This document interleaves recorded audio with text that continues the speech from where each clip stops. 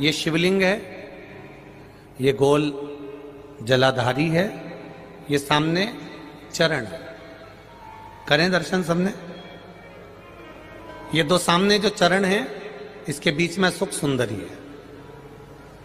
कभी कभी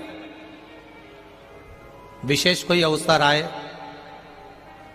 सोमवार की अष्टमी पड़ जाए या कोई विशेष प्रदोष का दिन पड़ जाए और आपको लग रहा हो कि मेरा महादेव को मैं जल चढ़ाते चढ़ाते इतना समय हो गया, मेरा महादेव नहीं सुन रहा, तब कभी कभी ऐसा मन में आए कि क्यों नहीं सुन रहा, तब लोटा भरकर जब जल लेकर जाओ, गणेश जी को चढ़ाया और सुख सुंदरी को चढ़ाया, षडानंद कार्तिकेय को चढ़ाया, माँ जगत जननी जगदम्बा माँ पार्वती को चढ़ाया, वही जल ले जाकर बेलपत्री के वृक्ष पर चढ़ाया। शिव जी को अर्पण नहीं कर पाए। और सरल भाषा में समझ लो इसको, किसी किसी माता को आपने देखा होगा, किसी किसी व्यक्ति को आपने देखा होगा कि वो शिव मंदिर में जाता है, शिव जी को भले जल नहीं चढ़ाता है, पर शंकर भगवान के मंदिर में जाकर इतनी सफाई कर देता है, जहां शंकर भगवान का कहीं बेलपत्र वगैरह पड़ा हुआ है उसको उठाएगा, बीनेगा, फिर यहाँ से धोएगा, श्रृंगार करेगा, यहाँ से साफ करेगा, साफ करके जो पानी जा रहा है वहां साफ करेगा, साफ करके एकदम क्लीन करके फिर शंकर भगवान को पोंछ कर स्नान कराकर जल चढ़ाकर फिर उनका श्रृंगार करता रहता। कभी कभी आपके साथ में भी ऐसा हुआ, आपने भी करा होगा, ऐसा नहीं कि नहीं करा। कभी कभी सब दूर सफाई के बाद शिवलिंग की सफाई करना भूल गया या शंकर जी के शिवलिंग पर जल चढ़ाना भूल गया, जल चढ़ाकर आ गया। अब आ तो गया, पर चिंता देवादिदेव महादेव को लग गई। मेरा था, भक्त था, उपास करता था, शिवरात्रि का व्रत करता था, पशुपति व्रत करता था, सोमवार सावन के करता था, 16 सोमवार करता था, पर आज इसको ना जाने क्या हो गया कि ये मेरे ऊपर जल ना चढ़ाकर सब दूर जल चढ़ाकर चले गया। देवादिदेव माता पार्वती जी से कह देते हैं, सुन पार्वती, अगर कोई भूलवश भी मुझ पर जल चढ़ाना भूल जाए और तेरे हस्त कमल पर जल चढ़ा कर जाए, तो पार्वती जितना फल मैं प्रदान करूं उससे दुगना फल तुझे प्रदान करना है। यह शिव कह रहे। जब पार्वती जी कुंवारी थी तब शिवलिंग की पूजन करी थी। शादी होने के बाद पार्वती जी ने शंकर जी के शिवलिंग का पूजन नहीं करा? नहीं महाराज, शिव महापुराण की कथा कहती है, लिंग पुराण की कथा कहती है, पार्वती जी कुंवारी थी तब भी शिवलिंग का पूजन करती थी और पार्वती जी का मंगल विवाह हो गया, उसके बाद भी एकांत में शिवलिंग बनाकर माता पार्वती जी उसका पूजन करती थी। एकांतेश्वर महादेव, दिखावे से दूर, दिखावे से दूर। तुम मंदिर में गई, हाथ से कपड़ा ले गई, पोछा लगा रही हो और तुम सोचो कि मुझे 4 लोग देखें कि मैं मंदिर में पोछा लगा रही हूं, मैं मंदिर में झाड़ू लगा रही हूं, मैं सेवा करती हूं, मैं मंदिर में आती हूं, आरती करती हूं, मैं मंदिर संभालती हूं, मैं मंदिर में आकर अगर झाड़ू नहीं लगाऊं तो कोई नहीं लगाएगा, मैं मंदिर में आकर पोछा नहीं लगाऊं तो कोई नहीं लगाएगा। ये भ्रम है हमारा, इस भ्रम में हम नहीं, ये भ्रम है हमारा।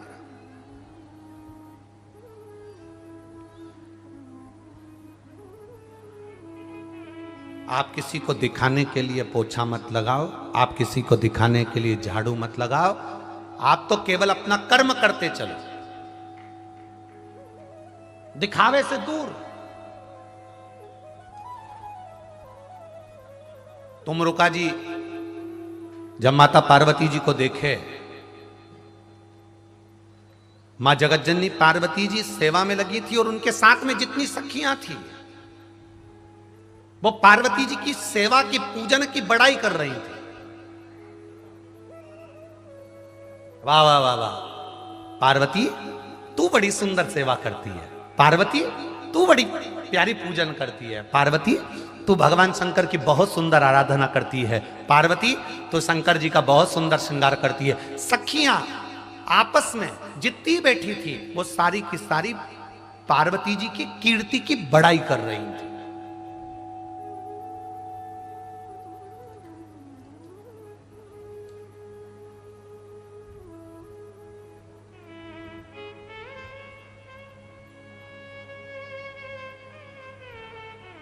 महाराज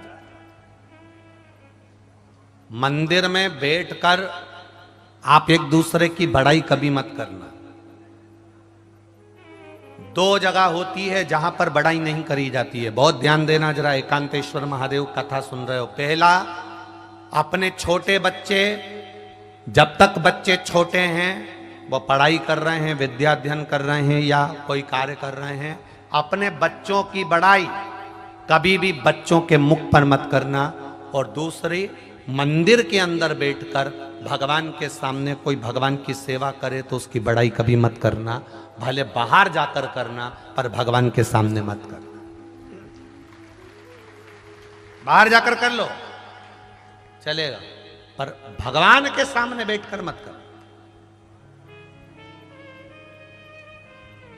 कारण जिस बच्चे की बड़ाई बच्चे के मुंह पर करी जाती है वो बच्चा अगली बार नंबर नहीं मार पाता है। उसको लगने लगता है कि मेरे बराबर कोई नहीं, मेरे बराबर कोई नहीं, तो बच्चा अगला नंबर नहीं लगा पाता, अव्वल नहीं निकल सकता, आगे नहीं बढ़ सकता, वो बच्चा अग्रण्य नहीं हो पाता।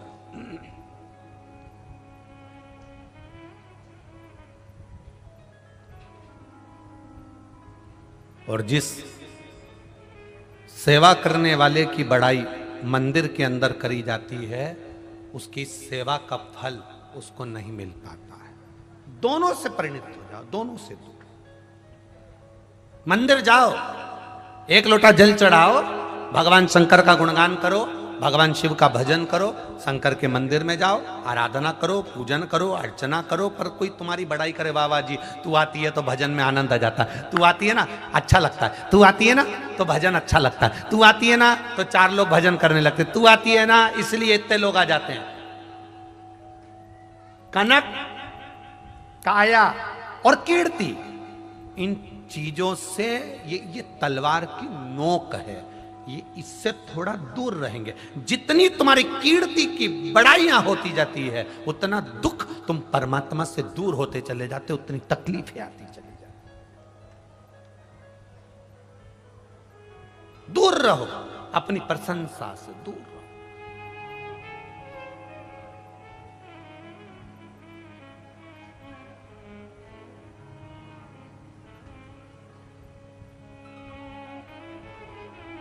अपनी प्रशंसा से दूर रहना। कोई तुमसे अभी अभी ये विनोद जी कथा करा रहे हैं, श्री प्रेम प्रकाश पांडे जी कथा करा रहे हैं, और जीवनानंद फाउंडेशन और सीताराम श्री राम जन्मोत्सव समिति कथा करा रही है भिलाई की। अगर इनसे भी कोई कहे वाह साहब आपने बहुत अच्छी कथा कराई, वाह साहब आपने ये व्यवस्था अच्छी करी, इनको हाथ जोड़ करके देना चाहिए। हम कुछ नहीं करते, करने वाला तो मेरा महादेव है, उसने करा ली, हमारी सामर्थ्यता नहीं कि हम कुछ कर सकते, ये अपनी सामर्थ्यता नहीं। मंदिर नहीं जाओगे या आप भगवान का भजन नहीं करोगे या आप दान नहीं करोगे या पुण्य नहीं करोगे या भगवान की भक्ति नहीं करोगे या मंदिर नहीं जाओगे या किसी भूखे को भोजन नहीं कराओगे तो नरक चले जाओगे। बोलो सही है कि गलत है? कई लोग कहते कि नहीं कहते कि आपने भजन नहीं करा नरक चले जाओगे, आपने भूखे को भोजन नहीं कराया नरक चले जाओगे, आप मंदिर नहीं गए नरक चले जाओगे, आपने इसको भोजन नहीं कराया नरक चले जाओगे। तो शिव पुराण एक बात अपने हृदय चित्त से उमाखंड कहता है शिव पुराण का, कि कहने वाले ने कहा कि तुमने भजन नहीं किया नरक चले जाओगे, तुमने भूखे को भोजन नहीं कराया नरक चले जाओगे। शिव पुराण कहती है कि वो नरक का गुणगान नहीं करती, शिव पुराण तो इतना कहती है कि अगर आप मंदिर नहीं गए हो, अगर आप शिवालय नहीं गए हो, अगर आपने किसी भूखे को भोजन नहीं कराया है, नरक जाओगे कि नहीं जाओगे? किसने देखा, किसको मालूम कि तुम स्वर्ग गए कि नरक गए? शिव पुराण कहती है भूखे को अगर भोजन करा दोगे नरक जाओगे कि नहीं जाओगे पता नहीं, स्वर्ग जाओगे कि नहीं जाओगे पता नहीं, पर भूखे को भोजन करा दोगे तो मरते समय तुम्हें कोई तुलसी का दल जरूर दे देगा, ये निश्चित है। हम कभी भी इस व्यासपीठ से ये नहीं कहे आज तक आप 5 साल से कथा सुन रहे हो, 10 साल से कथा सुन रहे हो, 8 साल से कथा सुन रहे हो, 20 साल से सुन रहे हो, आप जब से कथा सुन रहे हो, आपने इस व्यासपीठ से कभी नहीं सुना होगा कि आप ऐसा करोगे तो आपको नरक भोगना पड़ेगा। नरक का गुणगान शिवपुराण कर ही नहीं रही है। शिवपुराण तो यह कहती है कि अगर भूखे को भोजन करा दोगे तो मरते समय तुम्हारे मुख में भी कोई गंगा जल दे देगा, कोई तुलसी का दल दे देगा। अगर किसी प्यासे को पानी पिला दोगे तो मरते समय तुमको कोई गंगा जल दे देगा। अगर किसी का हाथ पकड़कर तुमने एक स्थान पर छांव में ले जाकर बिठा दिया तो कहीं ना कहीं तुम्हारे जीवन में जब दुख आएगा तो कोई तुम्हारा हाथ पकड़कर मंजिल तक पहुंचा देगा। शिवपुराण कर्म प्रधान है। बहुत सारे लोग मिलेंगे आपको जो आपको डराएंगे, ऐसा नहीं करोगे तो नरक चले जाओगे, ऐसा करोगे तो नरक चले जाओगे, ऐसा करोगे तो नरक चले जाओगे। और तुम डरना मरना नहीं। जो तुमसे कहे कि ऐसा करने पर नरक चले जाओगे, उनसे पूछना तुम्हारे दादाजी देख के आए थे कि कौन नरक गया और कौन स्वर्ग गया। अच्छा कर्म करोगे तो यहीं उस कर्म का फल तुम्हें भोगने को मिलेगा, और बुरा कर्म करोगे तो यहीं उस बुरे कर्म का फल तुम्हें भोगने को मिलेगा।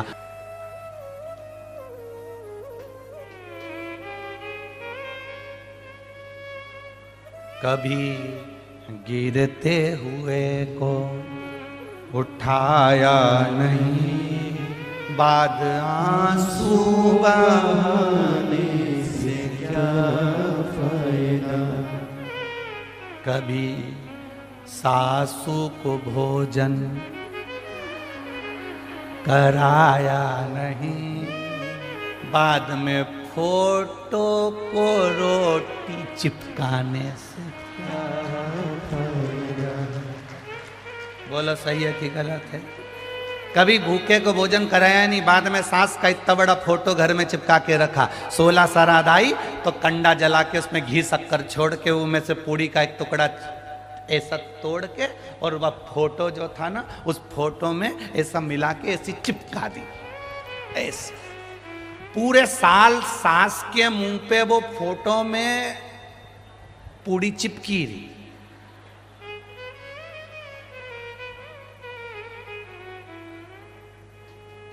पूरी साल चिपकी रही।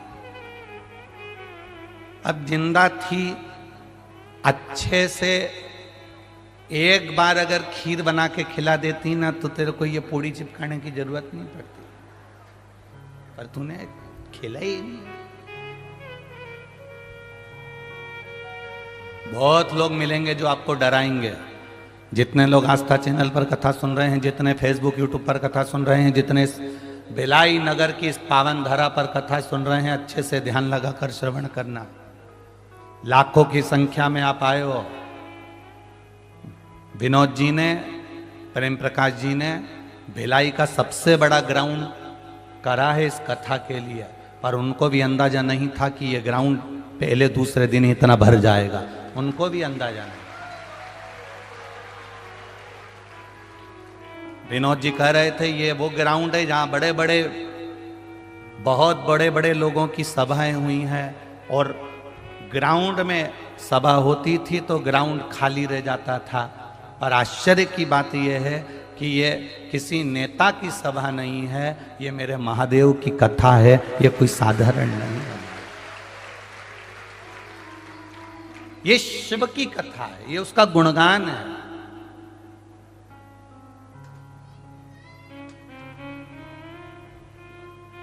गुणगान है ये उसका स्मरण है। महाराज, जिसका जहां संबंध होता है वो वहीं जाता है। तुम्हारे सगे देवर के लड़के की शादी है, और कई लोग ऐसे होते हैं कि देवर के लड़के की शादी में भी नहीं जाते क्योंकि संबंध अच्छा नहीं रहता। और किसी से हमारी पहचान पड़ोसी के यहाँ हो जाती है तो पड़ोसन के यहाँ शादी में चले जाते हैं क्योंकि संबंध अच्छा रहता है।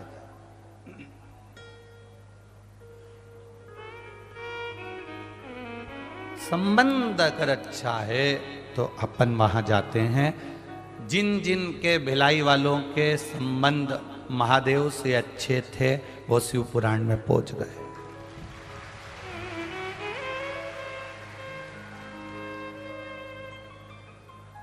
अब जिनके संबंध घर वालों से अच्छे थे वो घर पे रह गए। तो महापुराण की कथा में ऐसा शब्द नहीं कहा कि आप भजन नहीं करोगे तो नरक चले जाओ।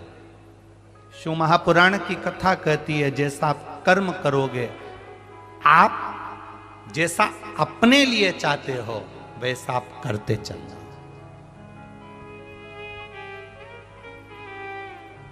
आप करते चलो जैसा आप चाहते हो अपने।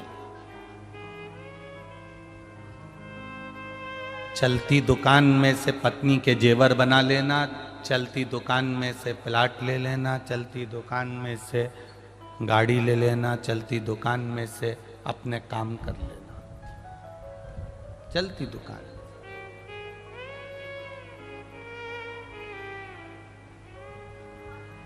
और जब चलती दुकान में से आप प्लाट ले लोगे, चलती दुकान में से आप जेवर बनवा लोगे, चलती दुकान में से आप जमीन ले लोगे, चलती दुकान में से आप अपना कार्य कर लोगे, चलती दुकान में से यदि आप थोड़ा थोड़ा खरीदते जाओगे, थोड़ा थोड़ा बनाते जाओगे, चलती दुकान में, तो चलती दुकान में से थोड़ा थोड़ा बनाते चलोगे, उसी तरह चलते हुए शरीर से, चलते शरीर से भगवत भजन करते चलो।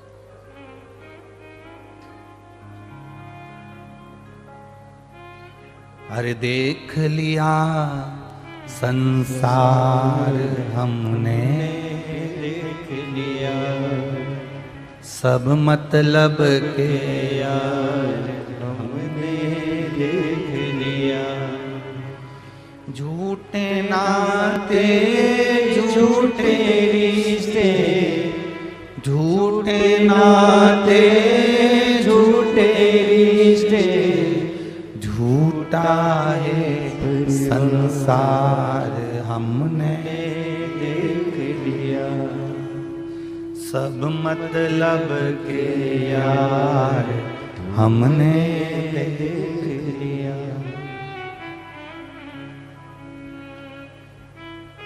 सब मतलब, सारा संसार मतलब का। अब करो भजन, चलते चलते करो। मेरी माताओं से निवेदन है, मेरी जीजियों से निवेदन है, मेरे भाइयों से निवेदन है, कोई तुमसे तुम्हारे पति कहें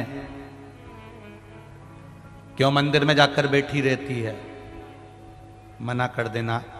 आप कहोगे तो मैं मंदिर चली जाती हूं, आप मना कर दोगे मैं नहीं जाऊंगी, मना नहीं। आप कह दोगे मैं चली, आप मना कर दोगे मैं नहीं जाऊंगी। तुम्हारा पति मना कर दे कि तुम कथा में मत जाओ, तो मेरी जीजियों से निवेदन है मत आओ। तुम्हारे घर के लोग मना कर दें कि तुम सत्संग में मत जाओ, मत जाओ।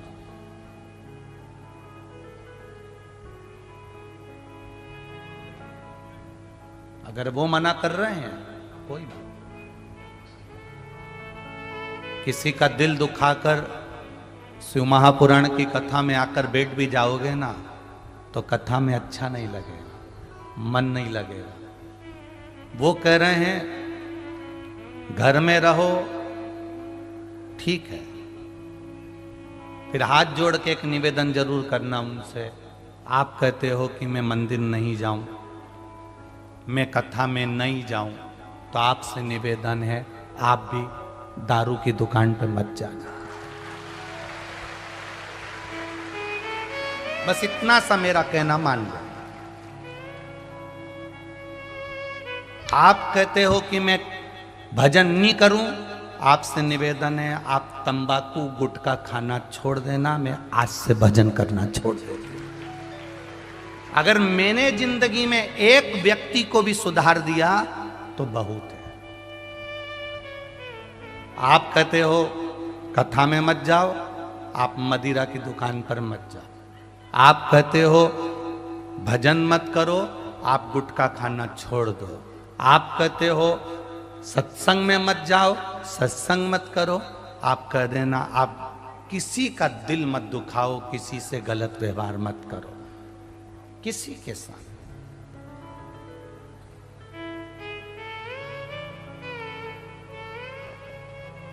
कोई जरूरी नहीं है कि मंदिर में घी का दिया लगाओगे तब भगवान प्रसन्न होगा।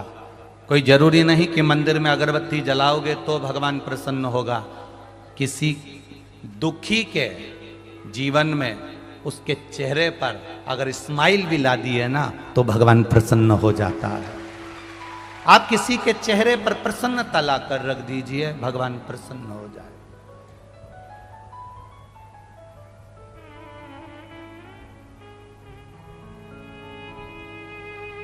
किसी का दिल दुखाकर अगर हम भगवान का भजन कर रहे हैं तो उसका कोई फल प्राप्त नहीं है।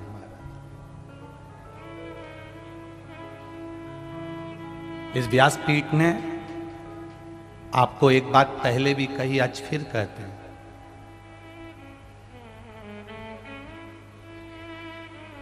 एक रुपया भी अगर मंदिर में दान कर रहे हो, एक रुपया भी अगर आप शिव महापुराण में दान कर रहे हो, एक रुपया भी अगर कुबेरेश्वर महादेव को दान दे रहे हो, एक रुपया भी आप अगर भगवान को दे रहे हो, तो इस व्यासपीठ ने पहले भी कहा, आज फिर कहते हैं, किसी से मांग कर मत देना, किसी से कर्जा लेकर मत देना। जब मेरा देव अधिदेव महादेव तुम्हारी झोली भर दे तब दोनों हाथ में भर कर दे देना, मांग कर मत देना।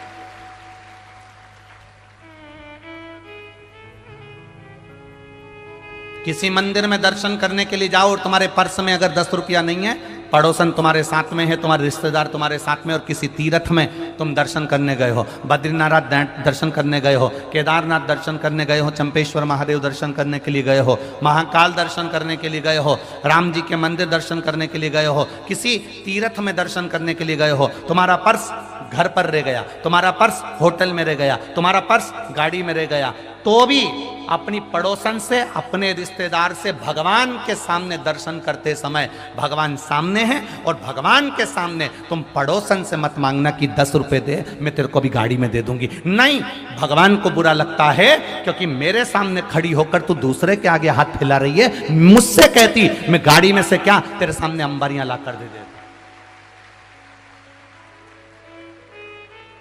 हमारी आदत रहती है, हमारे पर्स होटल में छूट गए, हमारा पर्स गाड़ी में छूट गया, हमारा पर्स वहां रह गया, हमारे पास पैसा नहीं है, हमने पड़ोसन से कह तू देगी ना 10 मिनट, मैं तेरे को बाद में दे दूंगी, देना जरा 10 रुपए, और मुझे चढ़ाना है, मुझे देना है, मुझे आरती की थाली में 10 रुपए चढ़ाना है, मुझे झोली में 10 रुपए चढ़ाना है, जरा देना तू ना। 1 रुपया पड़ोसन से मत मांगो, 1 रुपया अपने रिश्तेदारों से मत मांगो। सास साथ में है, सास साथ में है, और तुम अपनी पड़ोसन से कह रही हो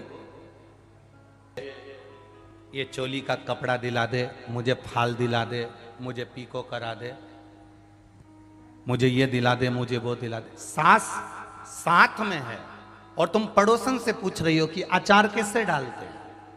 सास साथ में है और तुम सास के पांव ना पड़कर पड़ोसन के पांव पड़ रही हो, तो सास को बुरा नहीं लगेगा? अरे बोलो तो जम के, लगेगा कि नहीं लगेगा? घर के माँ बाप साथ में है और तुम दूसरे के आगे हाथ फैलाओ, माँ बाप को बुरा लगेगा।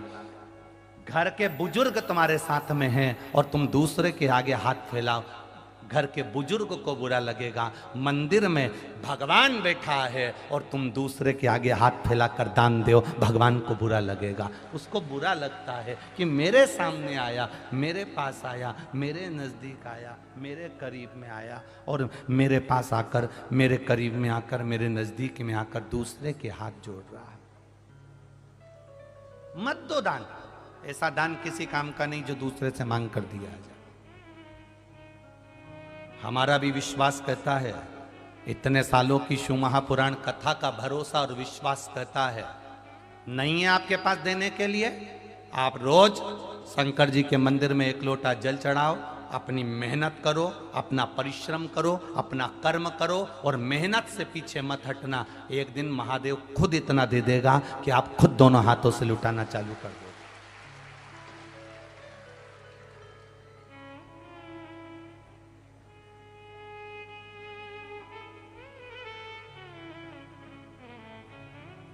किसी दूसरे के भरोसे पर भजन मत करो,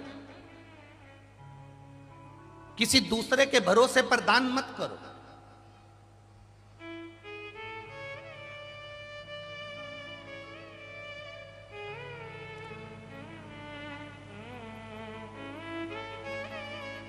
ए भैया, तेरे हाथ जोड़ती हूं, मुझे आगे बिठा दोगे क्या कथा में?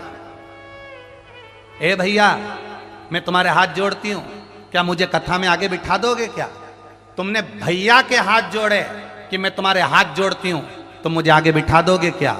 ऐसा हाथ तुम एक बार महादेव के जोड़ कर कह देती कि मुझे आगे बिठा दोगे क्या? वो व्यासपीठ के पास में ले आए।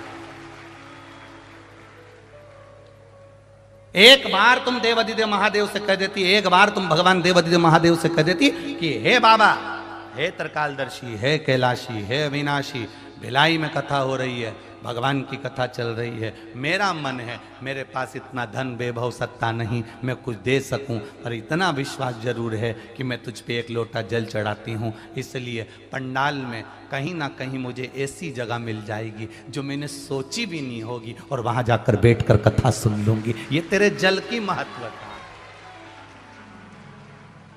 ये तेरे जल की महत्वता है। तुझे जो एक लोटा जल चढ़ाया, तुझ पर जो एक लोटा पानी चढ़ाया है, उसकी महत्वता है कि मुझे कुछ मिलेगा और अच्छा मिलेगा। ये तेरी कृपा, ये तेरी उदारता, तेरी करुणा।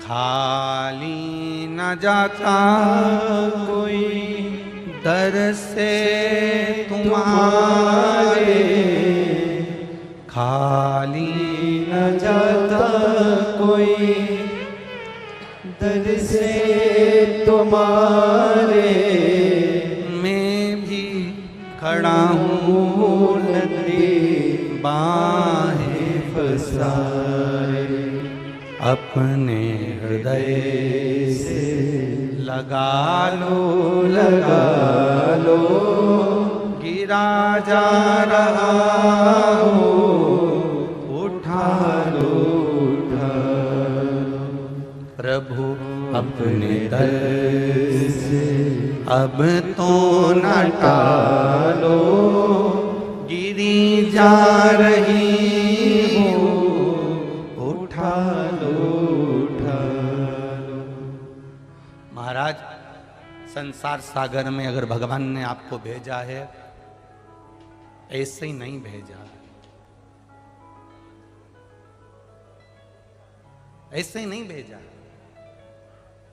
ध्यान देना,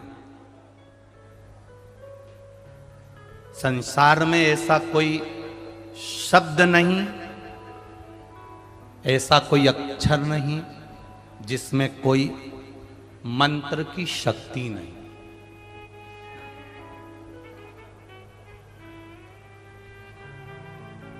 संसार में ऐसा कोई अक्षर नहीं जिसमें मंत्र की शक्ति नहीं। संसार में ऐसा कोई पौधा नहीं जिसमें औषधि का गुण नहीं, और संसार में ऐसा कोई मनुष्य नहीं जिसमें कोई गुण नहीं। परमात्मा भेजता है तो गुणवान बनाकर भेजता है,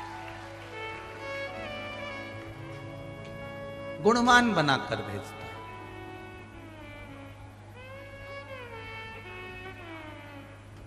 एक बात आपसे पूछें, आप लोग भिलाई में रहते हैं,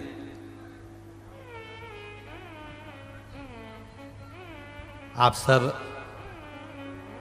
इस्पात नगर में रह रहे हैं, भिलाई में रह रहे हैं, खूब सारी फैक्ट्रियां हैं भिलाई में, सब कंपनी में घूम कर आना, कोई भी कंपनी वाला बेकार माल नहीं बनाता। बनाता है क्या? जिस माल की कोई मतलब ही नहीं, जिसका कोई काम ही नहीं, उसको कोई फैक्ट्री का मालिक बनाएगा क्या? अरे बोलो तो जम के, नहीं बनाएगा। जितनी भिलाई में फैक्ट्री है उसमें जो भी माल बनता है वो किसी ना किसी काम का बनता है और अच्छा बनता है। उसी तरह भोलेनाथ की फैक्ट्री में भी जो माल बनता है वो सब अच्छा बनता है।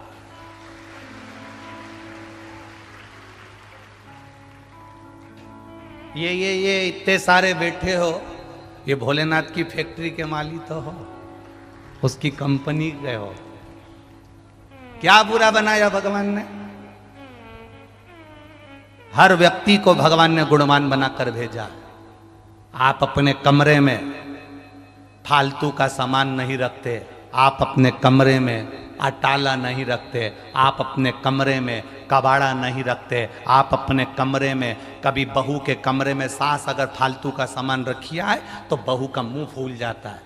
हमारा कमरा है कि पंचायती घर है?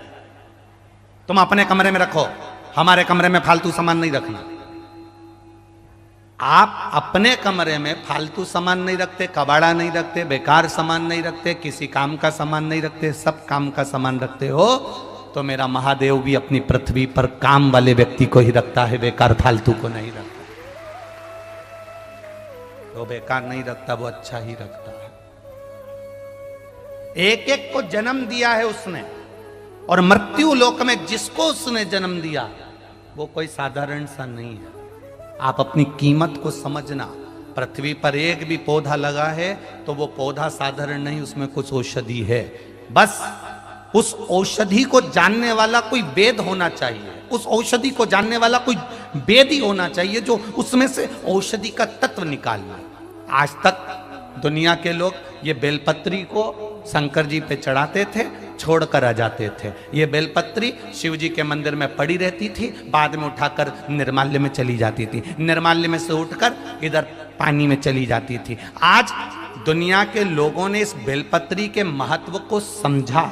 जब समझा तो उठाकर जब खाना चालू करा तो अब मंदिर में एक बेलपत्र भी फालतू पड़ी नहीं दिखती। उसकी औषधि समझ में आ गई कि उसमें औषधिता कितना, ठंडा नहीं कर रहा है,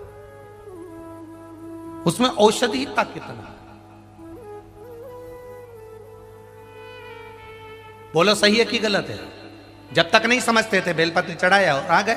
अब तुम बेलपत्री चढ़ाते हो तो तुम्हारी बेलपत्री चढ़ी हुई देखकर दूसरी रुक जाती है, ये चढ़ाएगी,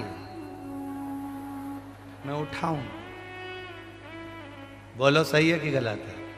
तुमने चढ़ाया, वो इंतजार करती है कि ये चढ़ा के हटेगी और मैं उठा के ले जाऊंगी। एक एक शंकर जी के मंदिर में बेलपत्री नहीं मिलती। महाराज भी परेशान है कि पहले तो मिल जाती थी तो धोके चढ़ा देते थे, आज के ज़माने में एक नहीं मिले, जो मिले लोग अपने घर वालों के लिए लेकर चले जाते हैं। और सिद्धता है, शिव जी पे चढ़ी हुई बेलपत्र शुगर, बीपी, थायराइड, ऐसी कोई बीमारी हो, बड़ी से बड़ी बीमारी में भी अगर शंकर भगवान पे चढ़ी हुई बेलपत्र कुंदकेश्वर महादेव का नाम लेकर खाया जाए तो वो बीमारी हटना चालू हो जाती है। शिव तत्व समाया। भगवान ने ऐसा कोई पौधा नहीं बनाया जिसको औषधि नहीं बनाया, जिसमें मंत्र नहीं, और भगवान ने ऐसा कोई मनुष्य नहीं बनाया जिसमें गुण नहीं। उसमें गुण तत्व है, रस तत्व है। अपनी क्वालिटी को पहचानो, अपनी क्वालिटी। अच्छा बोलिए, ये भिलाई में, ये इस्पात नगर में लोहे का सरिया बनता है कि नहीं बनता? अरे बोलो, जम के बोलो, बनता है। लोहे के सरिये की एक फैक्ट्री है कि बहुत सारी है? जम के बोलते जाओ, बहुत सारी है। अब जिस फैक्ट्री में जाओगे, उस फैक्ट्री के व्यक्ति से पूछोगे कि आपके यहाँ का लोहा कैसा है, तो वो क्या बोलेगा? साहब सारे कंपनी में अपनी कंपनी का माल एक नंबर है।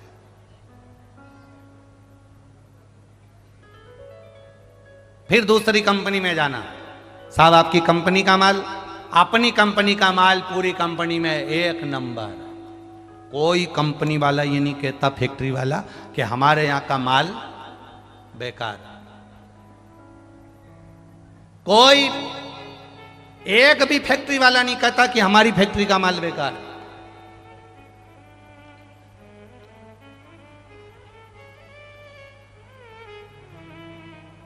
बस जैसे प्रत्येक फैक्ट्री में घूमोगे, प्रत्येक फैक्ट्री का मालिक कहेगा हमारी फैक्ट्री का माल अच्छा है, ऐसे ही दूसरे दूसरे धर्म में जाओगे, हर धर्म का व्यक्ति कहेगा हमारा धर्म सबसे अच्छा, हमारा धर्म सबसे अच्छा, ना हमें दिया लगाना पड़े ना अगरबत्ती लगाना पड़े, हमारा धर्म सबसे अच्छा। हर धर्म का व्यक्ति अपने धर्म को श्रेष्ठ बताता है। केवल एक सनातन धर्म का व्यक्ति ऐसा होता है जो अपने धर्म की भी हंसी उड़ाता है। कभी कभी वो भी कह देता है अरे क्या रखा है दिया लगाने से, अरे क्या होता है अगरबत्ती लगाने से, अरे क्या होता है भगवान के मंदिर जाने से, अरे क्या होता है शंकर जी पे जल चढ़ाने से। अपने धर्म का व्यक्ति सनातन धर्म में पैदा होने के बाद भी सनातन धर्म पर उंगली उठा देता है कि मंदिर मत जाओ, देवालय मत जाओ, शिवालय मत जाओ, भगवान के पास मत जाओ, एक लोटा जल मत चढ़ाओ, बेलपत्री मत खाओ, पानी चढ़ा हुआ मत पियो। अपने धर्म का व्यक्ति भी कभी कभी उंगली उठा देता है। तब समझ में आता है कि ये अपनी कंपनी, इसकी खुद की फैक्ट्री का माल नहीं है, इसलिए फैक्ट्री में काम कर रहा है पर माल दूसरी कंपनी का। तब समझ में आता है कि ये अगर सनातन धर्म पर उंगली उठा रहा है, ये सनातन धर्म के लिए कह रहा है कि मंदिर मत जाना चाहिए, मंदिर में जाकर जल नहीं चढ़ाना चाहिए, पानी नहीं चढ़ाना चाहिए, मंदिर में मत जाओ, शिव जी पर बेलपत्र मत चढ़ाओ, शंकर के मंदिर मत जाओ, जो सनातन धर्म पर उंगली उठाए, समझ लेना इस कंपनी का है ही नहीं, प्रोजेक्ट दूसरी कंपनी का, वो दूसरी कंपनी का, इस कंपनी का है ही नहीं।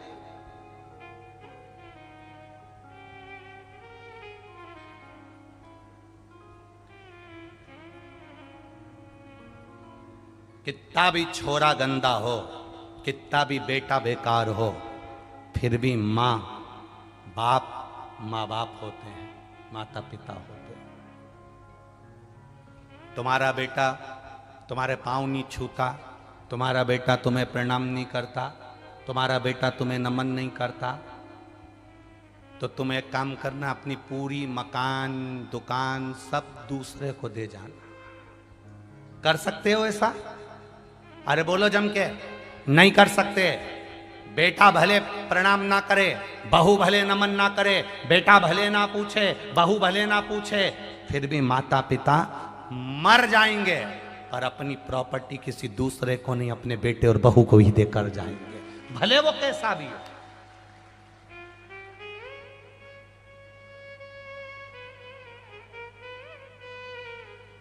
और दुनिया को लगती है ये प्रॉपर्टी मेरी है, ये सत्ता मेरी है, ये वैभव मेरा है, ये कुर्सी मेरी है, ये जायदाद मेरी है, किसी की नहीं हुई है, किसी की।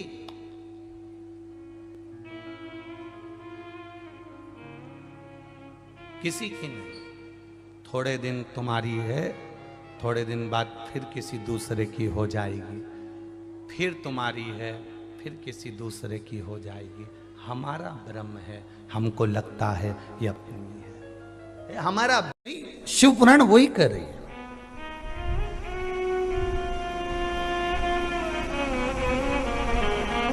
इस चित्तवृत्ति में, इस आत्मा के लिए, इस मन के लिए, श्वास के लिए आज चल रही है, कर चले ना चले, हर पल हर घड़ी, ये जरूरी नहीं है। हम फिर निवेदन करेंगे, हम ये नहीं कहेंगे कि आप शंकर ही भजो, हम ये भी नहीं कहेंगे कि आप राम ही भजो, क्योंकि तुलसी बाबा ने तो रामचरितमानस में भी लिख दिया था, कलयुग केवल नाम आधारा। राम नहीं लिखा, उन्होंने लिखा नाम आधार। कलयुग केवल नाम आधारा, सुमर सुमर नर उतरहि पार। कलयुग में केवल नाम की आधारशिला रखिए। राम जप लो, कृष्ण जप लो, शिव जप लो, भवानी जप लो, तुम्हारा मन पड़े उसे जपो, जिससे तुम्हारी अच्छी पटे उसको जप लीजिए।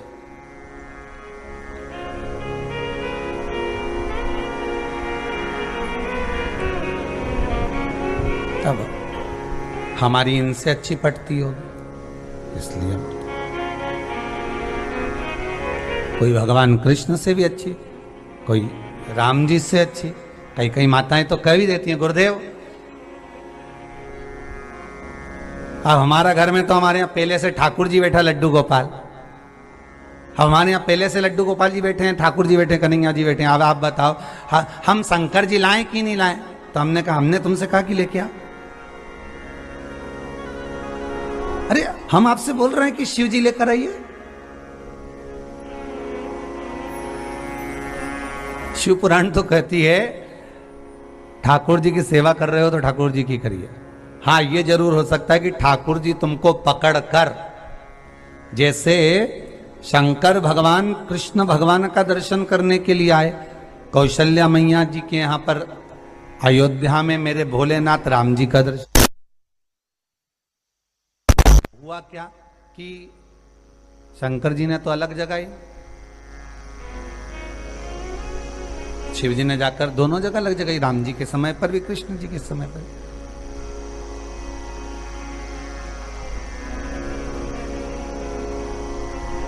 बहुत आवाज लगे,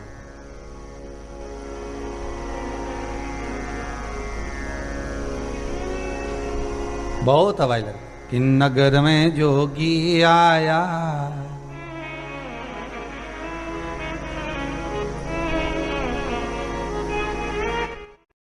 Pick up the phone, mate.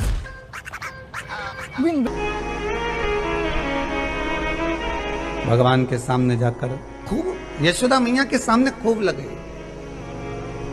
कि नगर में जोगी आया, वेश कोई, जम के तो बोलो, समझ न पाया, सबसे बड़ा है तेरा नाम। नाम भोलेनाथ भोलेनाथ भोलेनाथ। भगवान शिव आवाज लगा रहे हैं यशोदा जी के दरवाजे पर, भगवान शिव आवाज लगा रहे हैं कौशल्या मैया के दरवाजे पर, शंभो। जो आवाज लगाया, यशोदा जी बाहर जाकर दर्शन करी, बाबा के गले में नाक पड़ा हुआ है, जटा जूट बने हुए हैं। अब ईमानदारी से बोलो, कोई ऐसा जटा जूट बांधकर भस्म रमाकर खूब श्रृंगार कर कर और भयंकर रूप रखकर, नैनों में सुरमार, माथे पर तीसरी नेत्र लगाकर और नेत्र लगाकर और मुंडों की माला पहनकर कोई तुम्हारे यहाँ सवेरे सवेरे मॉर्निंग में आ जाए और आते से कह दे गुड मॉर्निंग कराए और कह दे प्रातः का वंदन,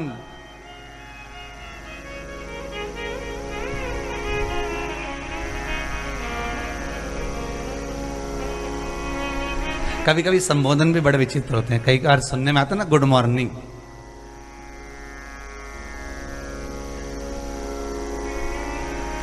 गुड मतलब अच्छी, मॉर्निंग मतलब मेरी माता, गुड मॉर्निंग मतलब माँ, रनिंग मतलब सवेरे से उठते से ही मेरी गुड गुड माँ सवेरे से उठ के ही रनिंग करना चालू कर देती है, वो गुड मॉर्निंग। केवल घर की एक माई तो है सुबह से उठकर चल देती है तुरंत, बहुओं को तो आराम से उठ रही हैं, चल रही हैं, पर माँ उसको मालूम है बहू आएगी जब चाय बनाएगी उससे पहले मैं बना देती हूँ। गुड माँ रनिंग, उसी का नाम है गुड मॉर्निंग। मेरी अच्छी माँ प्रतिदिन सुबह से उठकर दौड़ दौड़ कर काम करती है, वो रुकती नहीं है, दौड़ती रहती।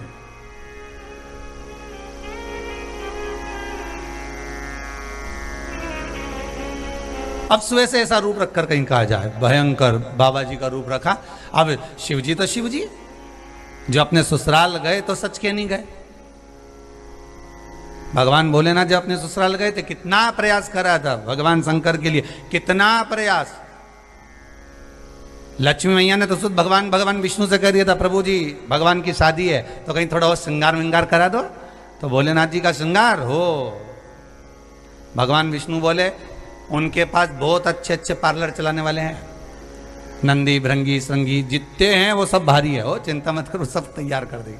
और क्या जोरदार तैयार करा, जटाजूट बांध बुना के उस पे चांद को रख कर और गले में सांपों की माला, कानों में जोरदार बिच्छू। हमेशा तो इतना बड़ा पहनते थे, अब की बार बड़ा बड़ा लाए क्योंकि शादी है।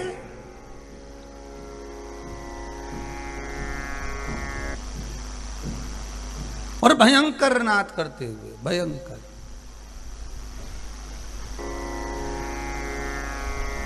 वो तैयार बाबा तो यशोदा जी के दरवाजे पर पहुंचे तो थोड़ी ना ऐसे ही पहुंच गए थे। अच्छा बढ़िया सज धज के वैसे भी कहीं जाओ तो थोड़ा बहुत तो कुछ नहीं तो ऐसे ही ऊंचा उछाया वाल पे कंगा फेर लो, हैं?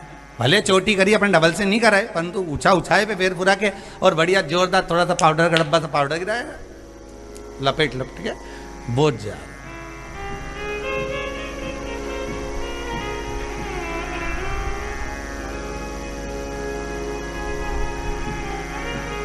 और कहीं कहीं की तो भोकटी ऊपर नीचे जाए तो वो भी कल है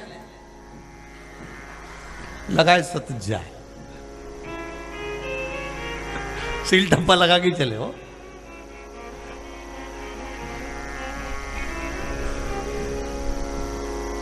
अब यशोदा जी के यहां पहुंचे। अब यशोदा मैया ने जो देखा बाबा को तो यशोदा मैया ही डर गई, तो अब लाला नहीं डरेगा। यशोदा मैया से कहा हमको लाला का दर्शन करा दो। यशोदा जी बोली बाबा पहले